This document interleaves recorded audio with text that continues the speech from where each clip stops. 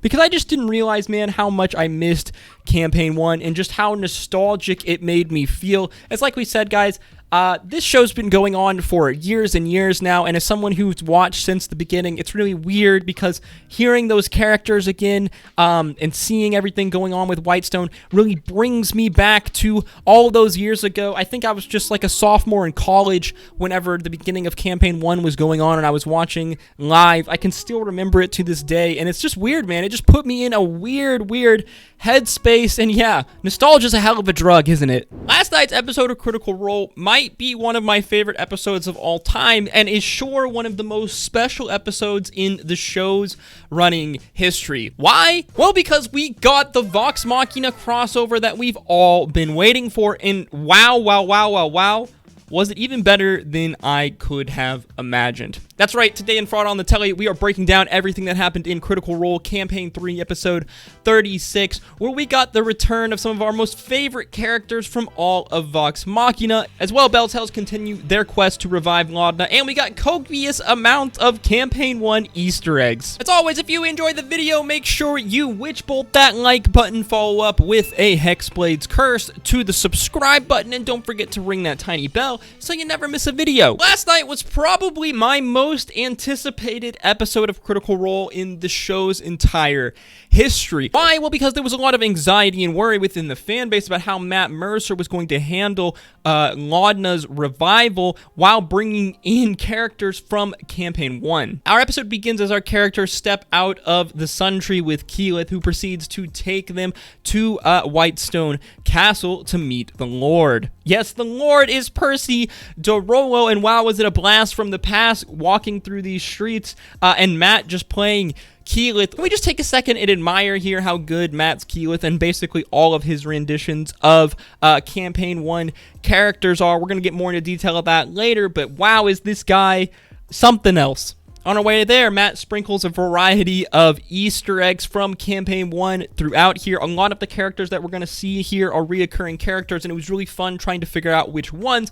Ultimately, the captain of the guard of Whitestone, the rifleman of Whitestone, we learn is Kynan, the young boy who looked up to Vax, who was scorned, went off with Delilah, got Whisper, and then basically ended up becoming Vax's protege in a way. Keyleth proceeds to make the introductions to our Lord, Percy Dorolo, but Keyleth cannot stay long, as it seems that she's an extremely busy woman, as she should be, as she is one of the most powerful spellcasters in the world right now, as well as a politically super important figure. And there seems that there's a lot more going on in the world that we've come to learn a little bit about.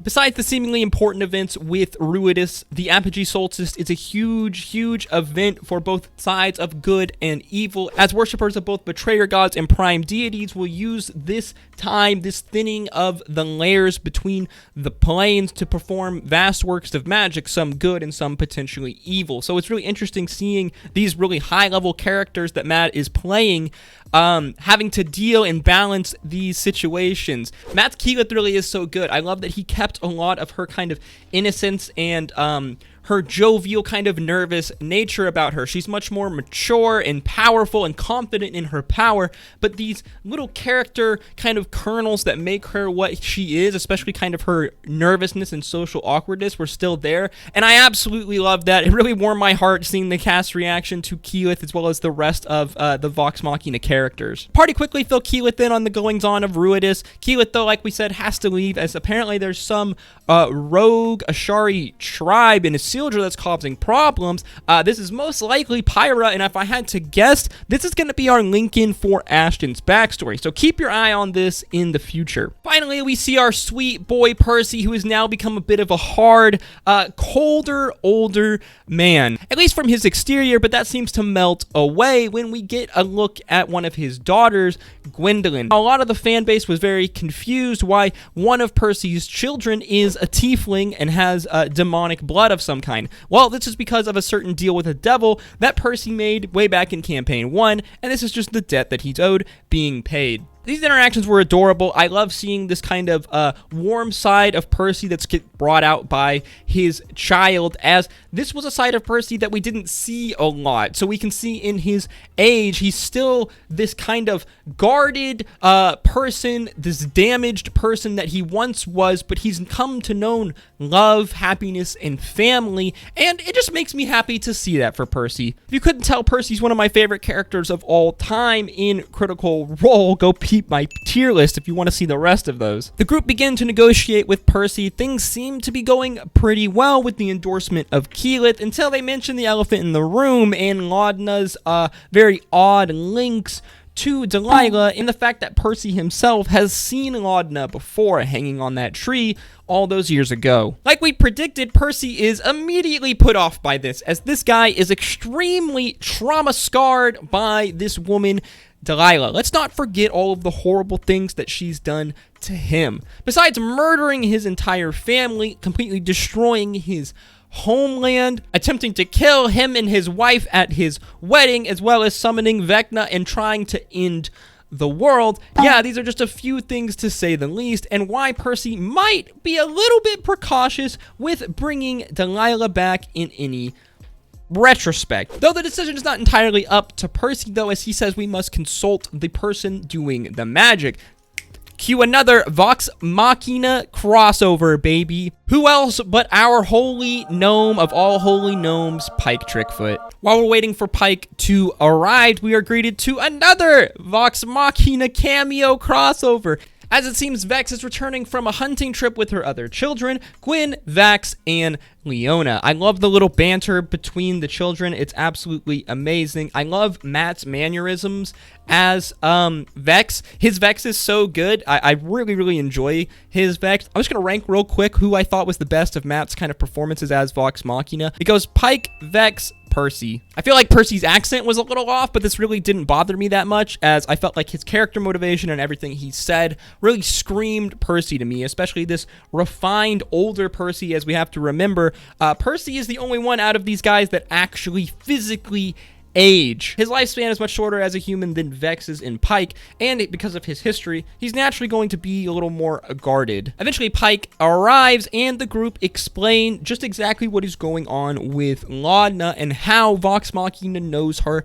from the tree in Whitestone. This triggers some really strong feelings from Vex, who naturally has a lot of guilt for the death of Laudna. Remember that Laudna was the Vex double hanging from the tree. In a way, they are responsible for the deaths of these individuals hanging from the tree, as the Briarwoods only did this as a response to Vox Machina's interactions with them. Because of this, Bellshounds have seemed to found a bit of an unlikely ally in Vex, who becomes kind of their main champion and push for the revival of Laudna. Pike attempts to do a resurrection spell, but she stops short once she realized that there are two souls attached to this body, and she does not know which soul she would pull out, as she thinks it's about a 50-50 chance. Well, any chance to revive Delilah is a no-go. Percy's not allowing that at all, which we knew he would. This placates a lot of our fears from the fan base, as much as I want Laudna back, it needs to mean something. It needs to be hard to get. To me, it wouldn't feel earned or worth it if she was just revived like that, especially because we know that Percy is just not going to be down with this. Percy puts his foot down and said that they will not be reviving her. He will not be taking that risk to his family or to the realm until Delilah is dealt with. Him and Ashton later have a really heated one-on-one. I think this is by far the best Percy scene of all of them that Matt does in this episode. As well, later we get a little Trinket and a Trinket Cub cameo, as yes, Trinket's still alive. It seems Matt couldn't bring himself to have the bear die of old age, and I don't blame him, because obviously Trinket's a fan favorite and is now an ancient war bear. Party eventually reconvene at Pike's house to try to determine a path forward here. Pike does some research and says that she can astral project them to send them to some kind of a spirit world to where they could go and retrieve Laudna's soul, but they would have to separate her from Delilah, presumably meaning that they're going to have to fight her and destroy her. Before they get sent off, though, Pike and FCG have this awesome interaction where Pike does some cool divine cleric magic to determine if FCG has a soul. Fun fact, he does, but the more interesting thing I think about this scene is the description that Matt uses. This scene is a really cool parallel to a scene in Campaign 1 where Pike does the exact same spell interaction with Percy. We can see it here. I'll put it on screen for you, displayed in Legend of Vox Machina, and it was just an awesome, really cool callback that and I know a lot of other fans from Campaign 1 or people that have watched Legend of Vox Machina really appreciate it, because look at this freaking art, man. It's just absolutely sick. Pike astral projects the party. She warns them, though, that if their cord, which ties them back to their body that's attached to them, gets cut, they will die in the real world. Yep, this is Critical Role the Isekai now. The party arrive in some creepy shadow world. We're not exactly sure what's going on here. I don't know if this is the Shadowfell or just some other strange world. Some people theorize that this is a domain of dread, a kind of pocket plane or spiritual dimension, I guess,